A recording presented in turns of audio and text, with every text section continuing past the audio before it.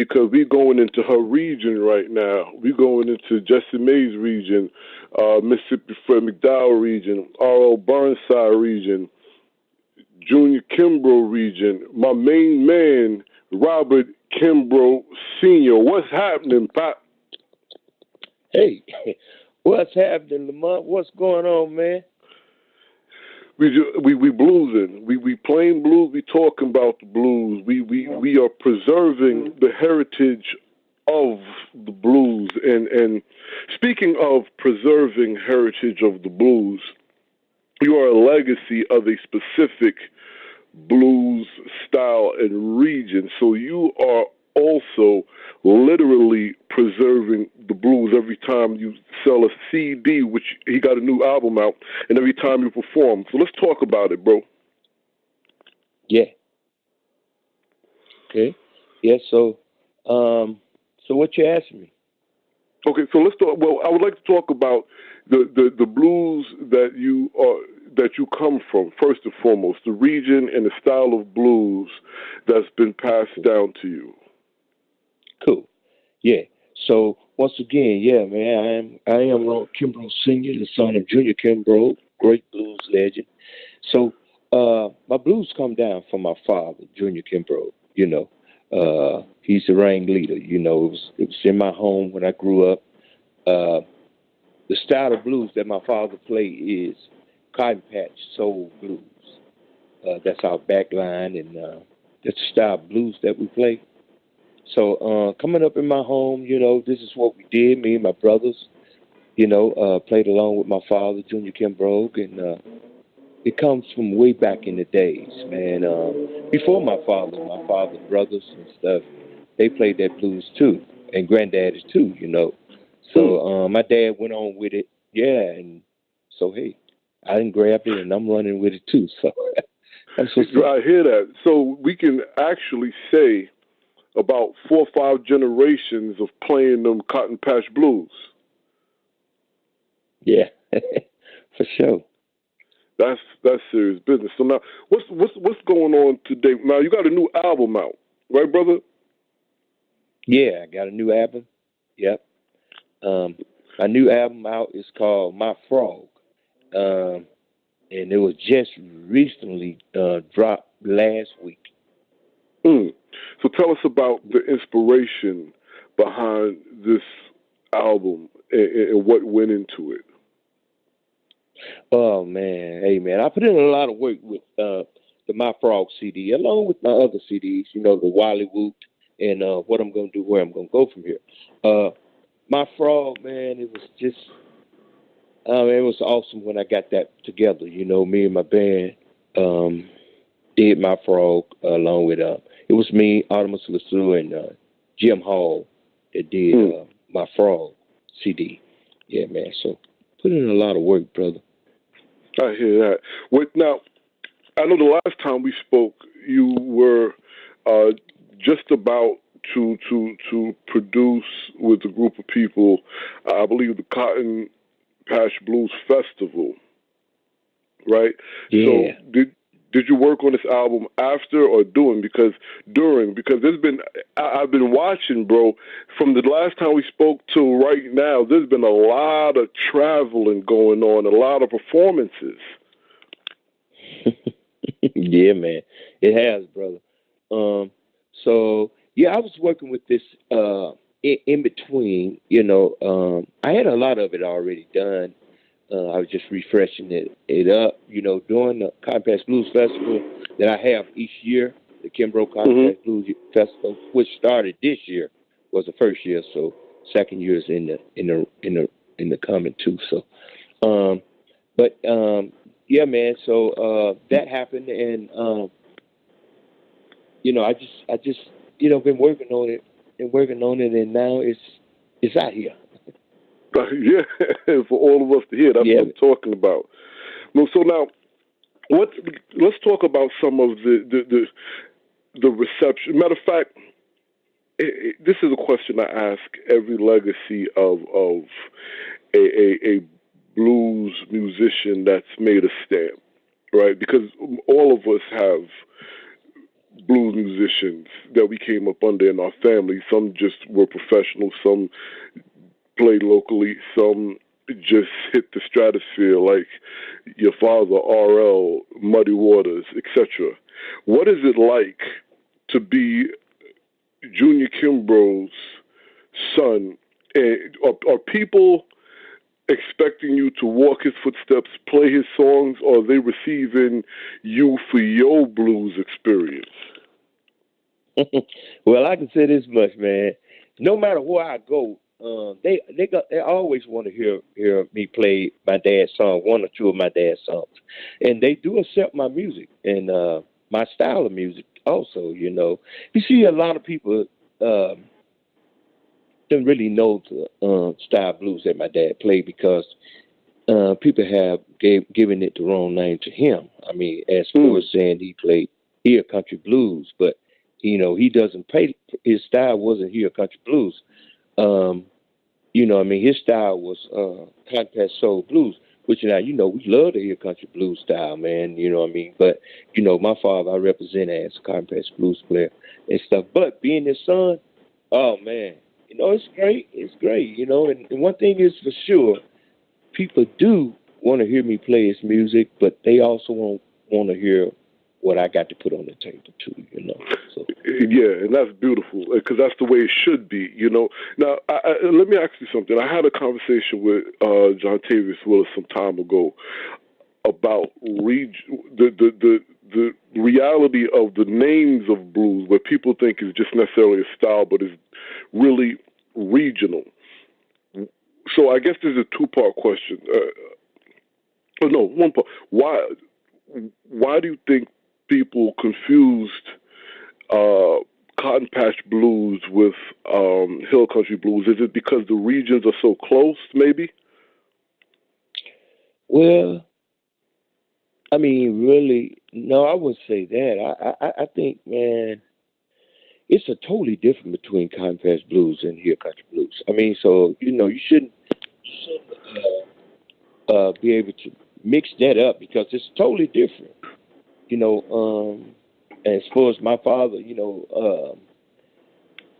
see, they gave him that name. He explained to him that he was original compact soul blues boy player, what he was.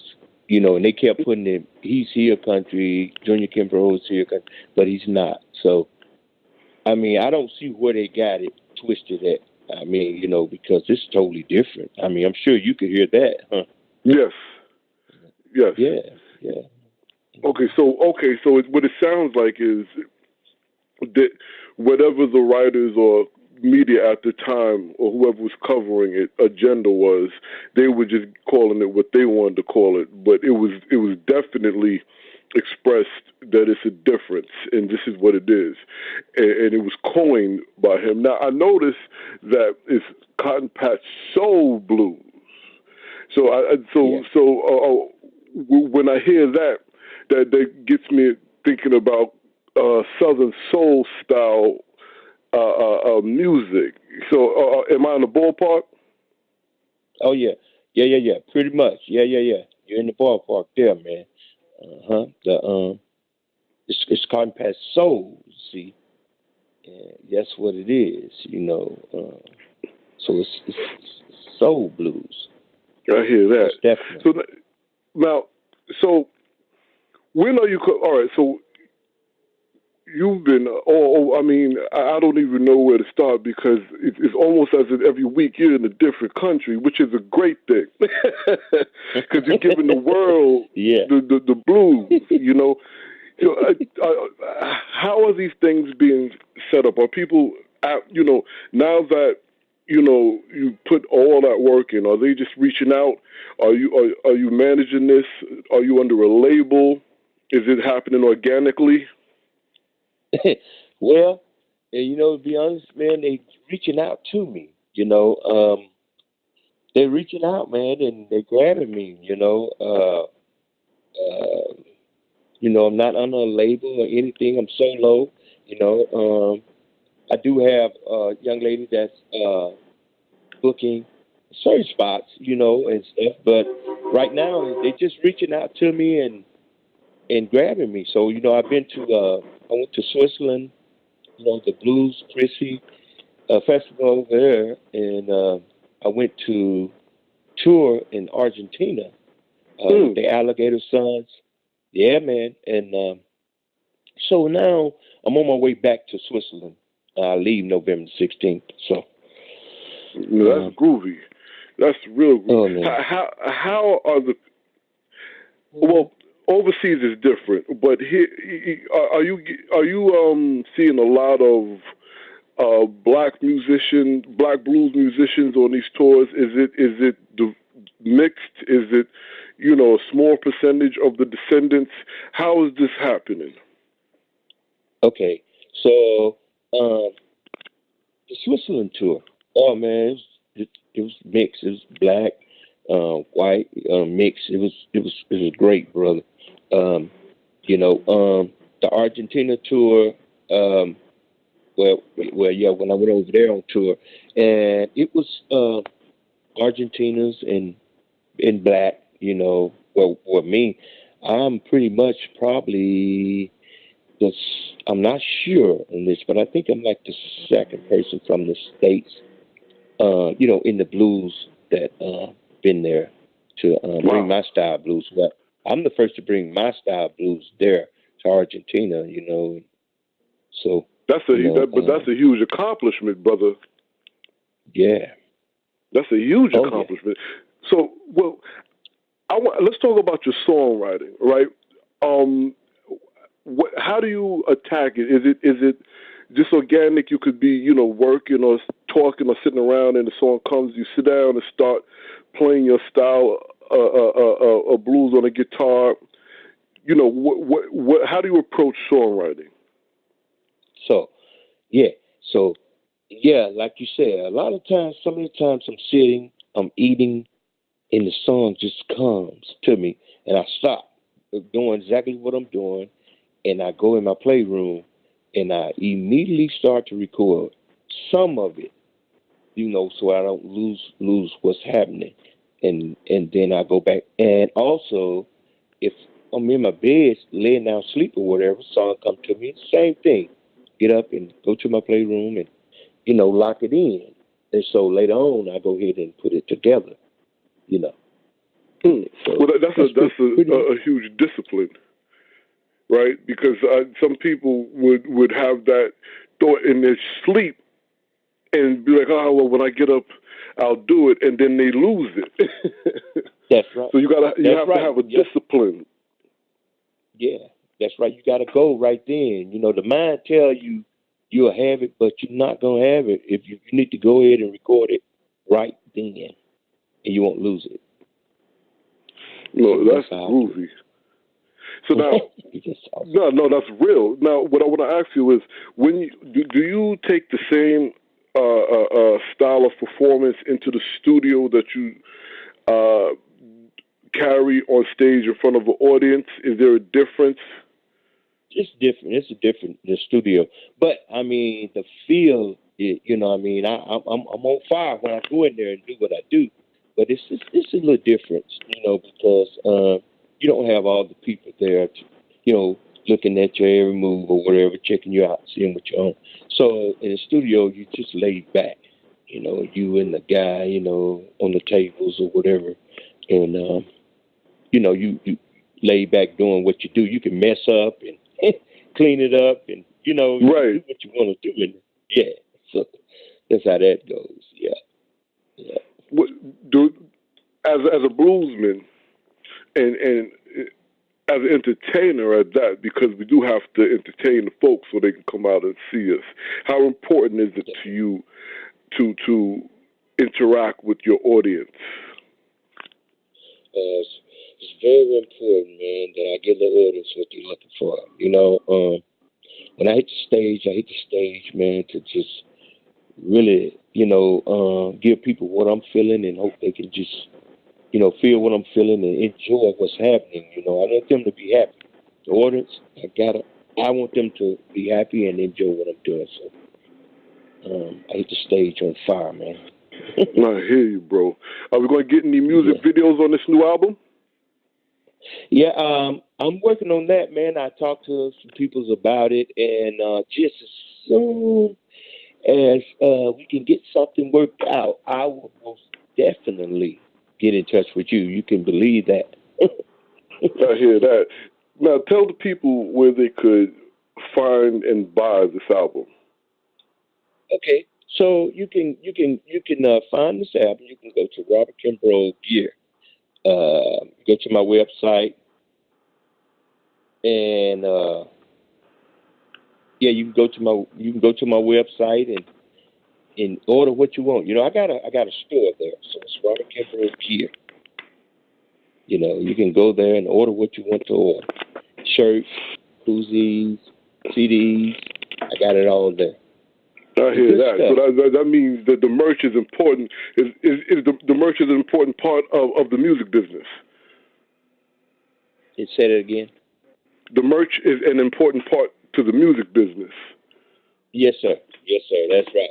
It is very, very, very important. Um, and also, I must say, I give the Cotton Patch Blues Festival. Like I said, it started this year, but Yes, it's going on next year too, May the 11th through the 13th. Um, but also on that festival, I had some major ball hitters on there. I had R.L. Boys, Joe Arrows, and the Kimbroughs and Burnsides, different people that was on there. And we had a really, really, really, really great time there. So we're looking forward to having now I'm an looking even forward to better that time too. this year. Good. Maybe you could put Shelton Cotton Poe and the Perla family on that list. Maybe come out there and do some New York blues and Hey, hey, some North Carolina blues. yeah, man, hey, man. We want it to grow for sure. We most definitely want it to grow, man. And we do have some sponsors, that helps out with this festival. And if we can get more sponsors, that would be even better. Absolutely. To make it grow. Kimbrough Cotton Patch Blues Festival. My dad, I'm sure if he could say anything to me, he would really, really be proud of this.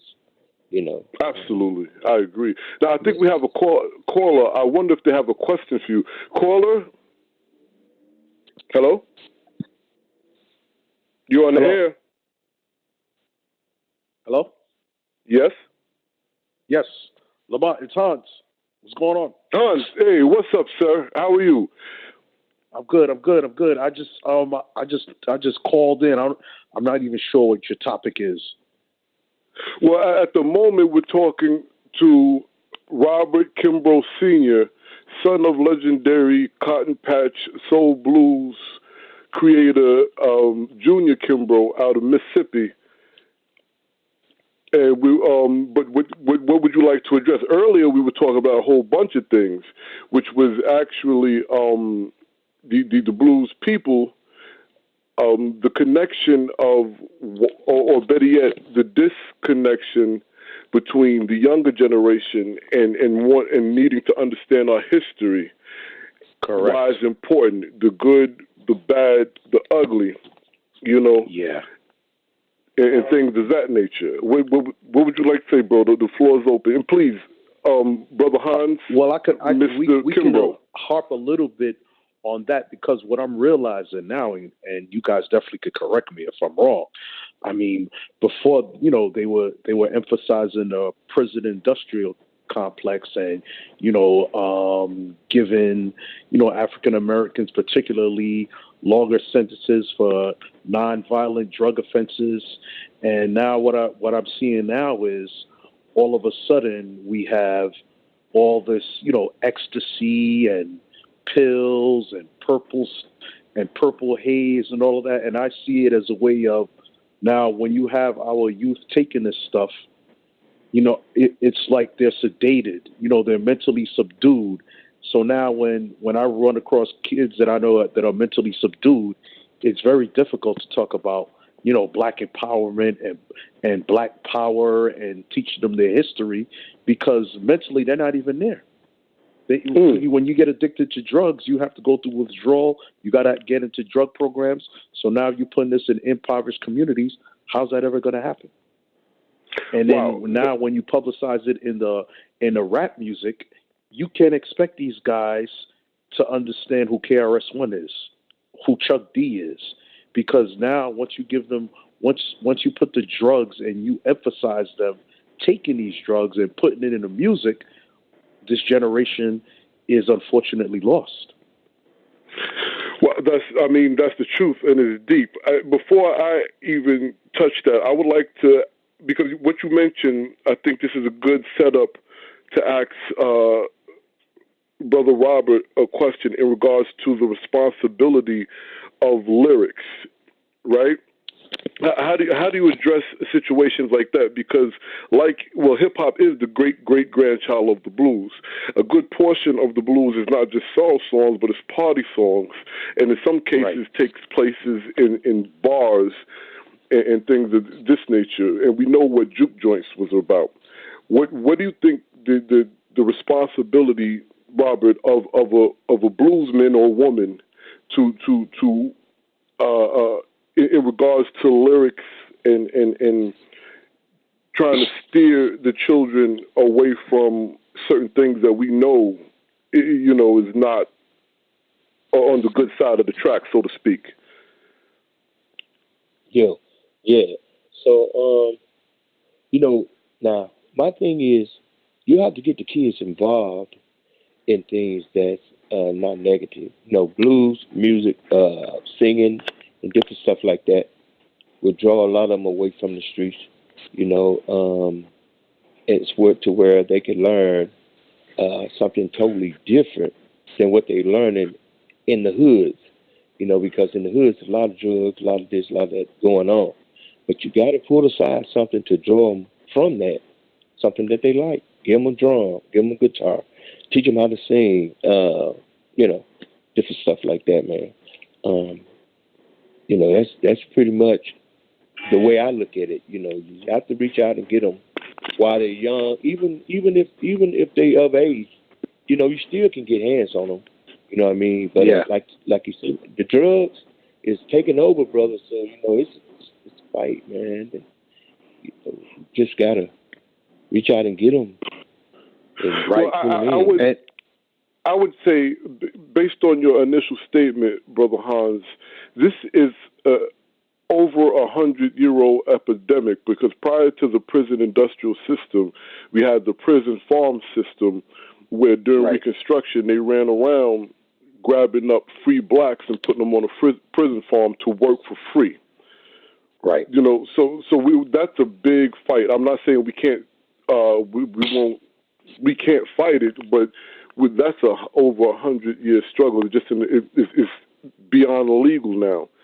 As far as the music that influences a lot of demonic behavior, and my earlier guest, Mighty Mo Rogers, addressed the fact of who control, and you and I actually spoke about this off air with Brother Roscoe and Brother Gerald, those who control the industry of music that packages our culture and sells it back to us, does not allow Public Enemy and KRS-One anymore. Right. So I guess the question I would ask to the both of you brothers is, what do you do? And this is an unbiased question, because both of you have spoken with me off air, so you know how I feel about this. But I'm just asking in regard. What do you do if you're broke? You have people to feed, whether it's your parents, your siblings, your wife, and children. Your integrity tells you not to sign that contract, but that eviction notice is telling you that you got to get that bread, and you sign the contract with the devil. How do we address that, right? Now, when you say signing a contract, you mean to sell drugs, to illegal activities, to commit crimes? Well, that's a great question, because the reality of the situation is, at this day and age, is there really a line or a difference between the music that's being sold, not necessarily just produced, but sold, and doing crimes? It's not a big difference. Right. So it's either or, I guess, at this day and age. I think it goes back to what the brother said as far as us reaching out to them and showing them something different. Because what a lot of men, especially men in our community, don't realize, like, yes, you're supposed to teach your kid right from wrong. You're supposed to, show them the different options and introduce them to different things. But I think our community as a whole is so under the, I mean, so far behind and in such dilemma that it's not just about me taking my kids and showing them something different. It's reaching out to the other kids. It's reaching out to the kids in the housing projects who fathers may not be around, who fathers may be incarcerated, who moms may be working 2-3 jobs, who parents may be working 2-3 jobs. It's about knocking on the door and taking care of the community. Because if you think about it, when you look at other, and I don't want to take shots at no other ethnicity or anything like that, but there's other groups, other religious groups that, listen, when they come to this country, their people are taught how to get over. They knock on each other's doors and they make sure that this person's taken care of. They may have money in their community, but guess what? They keep that money in their community and they reach out to the city and use the city resources to fund stuff and claim that they don't have money for. You know what I'm saying? So with us, we got to take control of the community. It ain't about me just, coaching my kids. It's about me reaching out to all other kids. Because when you go to the housing projects, there's hundreds of kids out there that's looking for opportunity. And if we're not providing that through music and education and taking the time out to show them that ourselves, then it's our fault. Because we're in our 40s, we're in our 50s, we're in our 60s. We have parents now who are 18, 19. And, I coach Little League football. And what I'm realizing now is I'm in my 40s. The parents I had before, they're in their 40s. But the parents I have now, there's a 20-year age gap. So now I'm not just coaching the kids, I'm also coaching the parents. I'm teaching the parents how to be parents. And it's not easy. Let me ask you both a question. I want both of you to chime in. And prior to asking the question, I just want the audience to know right now I'm putting Robert Kimbrough Sr.'s website into the description box of this broadcast. So you can go there, get his new album and everything that's available. Now, the question I would like to ask you brothers, because we do know that at this day and age, kids are parents, and younger adults are grandparents. Okay? Right. Instead of pointing out the reasons why and the issues, what can we do? Oh, no, better yet, before I ask what can we do, let me ask you two this. Is it, and this is a hard question because our music, from black spirituals to blues all the way down to hip-hop now, comes from the people. That's why our music is folk music. It comes from the people. So this is kind of a loaded question, but is it the responsibility of the musicians or the holders of the scrolls, so to speak, to get these parents in line as well as the children? He can answer first. So when you say scroll, what are you saying there? When I say the holder of the scroll, meaning the those that are performing, those that are performing the traditional music, those that are upholding and raising awareness about our traditions and music. Are we all to come together? Is it our responsibility to come together and make sure the people of our community has even if not given opportunities, but information or some sort of conduit that we can be to help them help themselves and help raise their children. True. And I ask that because you hear a lot of these artists saying it's not like Cardi B, whatever her name is. She just came on a couple of days ago, and she's like, "Bees, you worried about me? You need to be a role model to your kid. My mom was my role model. You need to be a role model to your kid." So she's reflecting her responsibility as the head of a community.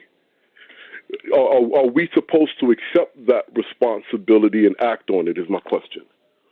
No, no, no. My thing is, and once again, I say, you know, and the young man that's on the phone also about, the kids, not only just, getting our kids out the mud, but we got to get the rest out too, man. You know what I mean? The thing is, I'm looking at the parents. A lot of parents, maybe didn't come up with a father or a mother. So the Right. streets life is the only life they know. So meanwhile, you got to reach out to these people and put them on the right level. Say, hey, look, come on, let's try this, try that. Because it's something different in life that they don't understand, they don't know about. A Right. lot of them only know about that hardcore rap. They don't know about that rap from the '60s that we Right. listening to. These days it's more dangerous, man. And to tell you the truth, for a child to listen to that and not know the truth of what's happening, man. You know, so mainly we all got to come together and help one another. To keep each other on the right tracks. Because if we don't, it's gonna be hell and hot water down the road for them that don't know. You know, and some parents that don't know teaches their kids the same thing that they know, which makes no sense. So Right. mainly So, it's just so we could say that this is generational almost, meaning if the parent was trained a certain way, if the parent came up a certain way, then the parent is going to teach their kid what they know. that's right. Right. If that's all they know, So true. okay, gentlemen, what can we, or if there's anything, what would we be able to do to introduce to them something else, the parents that is, because so in some cases we would have to start from home, right? We can't just tell the kid. We want to give the resources and and everything to the parents so they can continue, I guess, what we're inspiring. How do you approach a grown person raising a kid without, you know what I'm saying, making them say, "Yo, who you think you is talking to me like this?" Do you understand? Well, Yeah, well, I follow you. see, this is the Go thing. ahead. No, the first and foremost, when you're talking about Cardi B, you got to see where is she at mentally. When you hear her speak, when she starts saying your parents should be your role models. That's the same thing that Charles Barkley said maybe 25, 30 years ago. But That's right. with Cardi B, when I hear her say that, that lets me know that she's misinformed on her history, and she may not be True. aware of her history. So now she's making music, but she read certain historical books? Because if she did, she never would have said that. She would have realized that again, for the kids that may have their mom or their dad in their lives, there's hundreds more that grow up in foster homes. There's hundreds more that's in correction facilities who parents aren't around. And a lot of Right. times they'll look at Cardi B as their savior. They're not Mm. they're not picking up the Yeah. Quran. They're not picking up the Bible. So the rap world is where it's at. So she does have that responsibility. But if I try to tell her that, she's not going to listen to me. So now you got to reach out to the Beyoncés of the world, the you know what I'm saying, the Aretha Franklins, the people that she would look up to, that are more powerful than her, and then they the ones that have to empower her and get her educated to where she needs to be, because she does have the True. responsibility, whether she wants to admit it or not. The responsibility is there because she realized that her words are gold. She doesn't know that yet. Mm. True. And even with So me, with as far as like the community, I definitely reach out to the community. I've dealt with personalities. I've had parents that I would call for them to bring their kids to, because I go through my avenues through football. I had parents that would curse me out. Stop effing calling me, this and that. And I know, like, first of all, you live in an impoverished neighborhood. Your son is African American. How many people in his life is going to reach out to him to help him out for something? Right. I may be one of 3 or 4. But I understand that. The mob doesn't understand that. So you know what I do? The following week, after things cool off, I call again. And then when I know I made the attempt, then I let it be. But you can't get discouraged if somebody slams the door in the face because it's a bigger prize. But it's not easy. Listen, it's a lot. It is. And you have to have a level of patience to deal with it. But like the brother said, you have to put the information out there. It is our duty. We have to make it our duty to put the information out there. Because remember, like he was saying about the parents, some of those parents are maybe on a 6th grade reading level, a 7th grade reading level. That's what I'm telling you. So that's right. They're not going to be inspired to focus on education for their kids. They don't know how to. And it's not easy for them to reach out. It's not easy for a grown man. Some of the parents could be could really be gangsters. Exactly. Yes. Right. And like he said, they just know a hard life. This is all they know. Even with coaching football, there's certain the kids that I deal with. Many of them do come from 2-parent homes, 2-parent settings, or single mom or single dad settings, and for the most part, they're well behaved. But when we play the kids in other neighborhoods, some of their coaches don't know how to behave. Wow. But I never put the coaches down because, again, they're volunteering their time. So I try to educate them, and I'll try to get them to understand it's not about you, it's about the kids.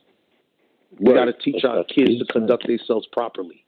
Because if they want to use sports to get scholarships, the first thing the school is going to do is look at the organization where they're coming from. Absolutely. It's deep. Now, it's very deep. Well, it is, deep.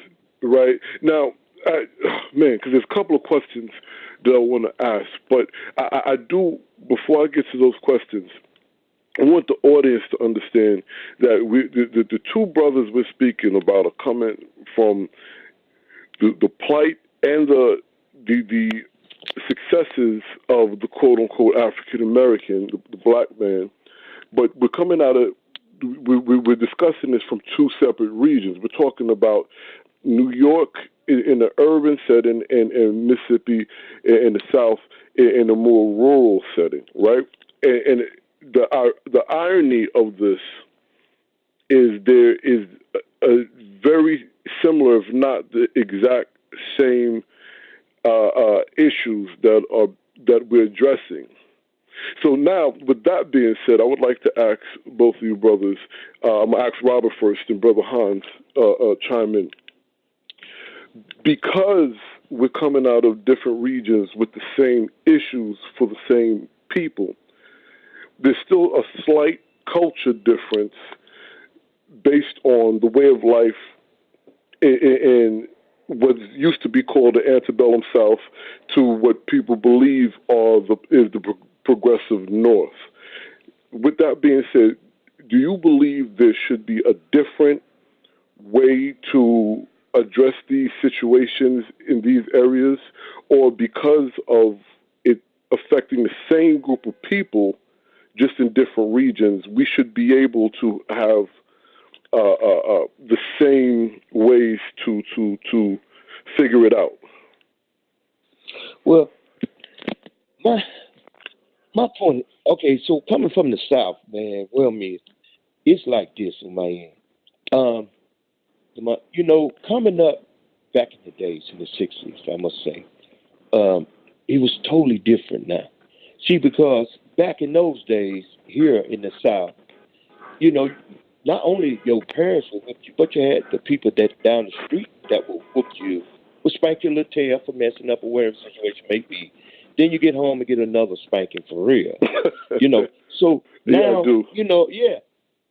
so that's the way we did it in the South. But now, as we grew older, man, in life, we a lot of us was raised, you raised right, but coming up in life, and then you run into this crew that father done left home or mama or out on their own, and then the ones that was raised right is now on that road, they didn't cross the tracks or whatever. But as I look at it and you grow up in life, now it's totally different because they have a law out that discipline your kids, you could go to jail for that now. You know what I mean? Yep. And that's what done killed everything, man. These people, you can't discipline your kids like you did back in the 60s. Because if you could, it wouldn't be like it is right now, man. Right. These kids would be a lot better off if they could get the spanking or whatever you want to call it back in the days we got. You see what I'm saying? That was our raising, man. That was our teaching. And they took it away, saying, well, it's child abuse now. Get that kid call the police, they lock you up. Come on now. That's not cool, man. You know what I mean? In other words, you're telling us one thing is what's going on. This kid can do what he want to do, go out there and kill somebody. You're going to lock him up and do this and that. So in other words, it's a money thing from where I'm looking at it, So, I mean, it's not cool, brother.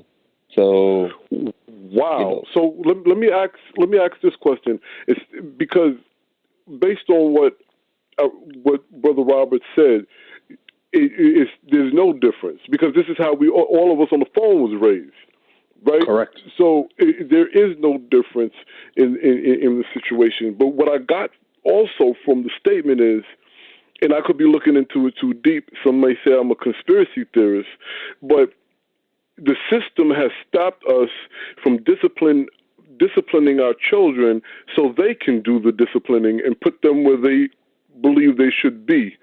Is this what I'm hearing? 100% correct. That's it, brother. That's 100% correct, man. The system, not cutting you off, but and I'm going to say this right quick, but that's what's happening, man. They have taken the discipline away and allowing our kids to do whatever it is that they want to do. Because guess what? On their mind is this. If my mom or my daddy hit me, I'm called police. Yep. Well, they're going to lock you up for child abuse. And this kid need his tail toe up, man, to be raised right and to do what's right out here, man, and to make a better living, than to be thrown in a prison cell where they're going to dog you out, treat you like nothing. You understand what I'm saying? Yeah. You know what I mean? You're not going to get the proper, you may get some learning, but you're not going to get the proper learning that you should have got if you would let those parents discipline those kids, You 100% right, all I can tell you. Well, you know what? I got a question for Brother Hans, but before I ask him, I want to ask Robert one more question in regards to that. Now, you have a song that fits into the conversation that Brother Hans brought up called Change Gonna Come. That's right. Yeah. So that song, Change. See, that song is so deep, man. It's so deep. And let me break it down to you right quick. So, and mainly, if you listen to that song, it says, let's take it back home, y'all. You know what I mean? So I'm mainly saying, let's go back to the old school. These days here, it's totally different. A change has come. And the younger kids are looking over our grandparents, man. That's something deep, man. It kind of pisses me off. I'm not trying to, go too far with it. But for a child to walk around with his clothes hanging to the ground, man, come on, man. My grandmama right here, or my mama, seeing you like that, you know what I mean? That's totally disrespectful. And that's why I said these days they don't even care no more, disrespecting our older folks. And right. That's true, man. And it hurts, but if you do something to this kid, it's pretty much gonna retaliate, shoot or killing or whatever, but a lot of times you can't say nothing to them because they's too hard-headed and don't want to listen, brother. So that song Change is really, really is a really, really deep song, man. You know what I mean? And observation of everything we're discussing now, so to speak. True. That's what it's doing. Yes, sir. Change has come. And it's here. You can believe that. It's a totally change now, man. So from back in the let me days. ask you this, Brother Hans, based on what Brother Robert just said. Now, just in case the audience did not catch it or fully receive it, you work with inner city youth with a football league, and not just the playing of football, but to being able to get their life together and taking that experience and those life lessons on to college and the work field, etc. And you've lost a couple of young men, unfortunately, recently, based on what we're discussing. Right. So, Yes. oh man, how you're dealing with, yeah, because this is just, it's not even mind-boggling. It's just beyond words. Yes. So now, harping on what brother said, he's absolutely correct. They took the discipline away from the parents, so the kids could run amok. And then when they end up committing, felonies or whatever the case may be, now they put them and they police them, and now it's too late. Because now if you have an 18 or 19-year-old that done committed 7, 8 felonies, what job is he going to get? How's he ever going to learn to conduct himself in the corporate world?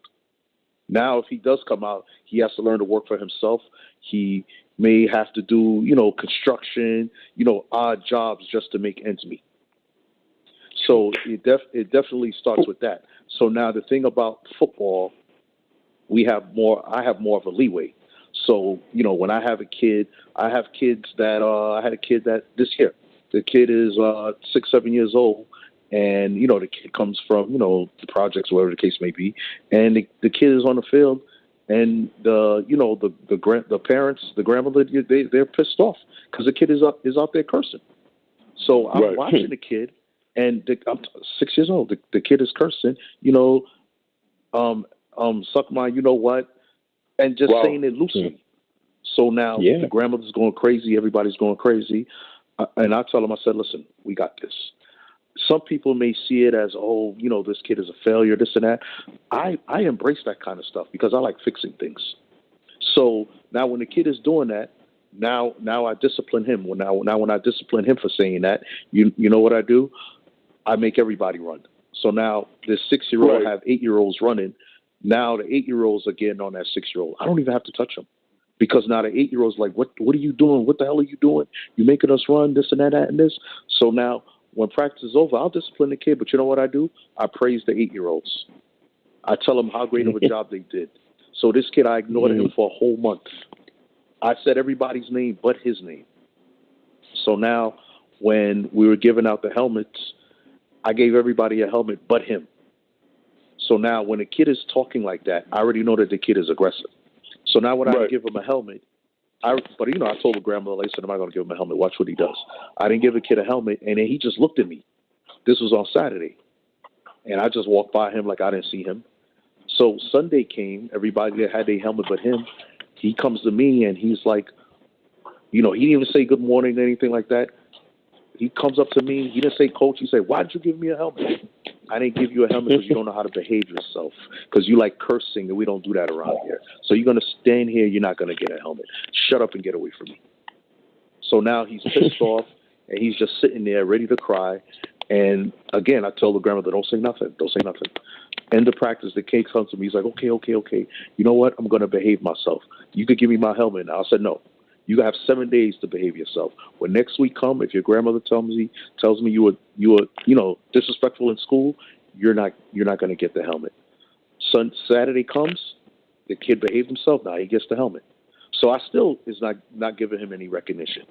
It wasn't until like month 2 that I gave this kid recognition. And the minute I gave him recognition, because at the end of the day, we want the respect of our peers. Now when he has the respect of his peers, now he's going to fall in line. Not saying he may not act up here and there, but he's going to think twice about it. Right. Well, okay. So what I'm getting, and I'm only jumping in because we got just under 3 minutes left. It sounds like you're teaching, 1, accountability, and 2, what I find most important, and one of the reasons why kids are aggressive and act out. You're teaching them how to acquire or look for the proper respect rather than the lash outs to get the attention that they feel they're missing. Right. Right. Okay. Well, gentlemen, this has been a great talk. Robert, we got to get you to New York. Brother Hans, we have to get you on a panel discussion because you mentioned something that really needs to be discussed in regards of not just the prison system, but the work field, from corporate to owning your own businesses, because I believe that construction, being an electrician, a plumber, we need those in the African American community now more than ever, right? Brother Robert, we not only do we have to get you out here to play, but so you can speak and be living proof to some of these young kids in regards of musicianship and lineage and generations. I want to take a moment to say thank you, gentlemen. It's an honor. We're going to do this again. To those who are listening, Robert Kimbrough Sr.'s website is in the description box. We're going to get Brother Hans' information for his football team and put it on the Facebook page. We will speak with you tomorrow. I will speak with these gentlemen off the air as often as I can and on the air as soon as possible. Keep bluesing. God first. I will talk to you all tomorrow.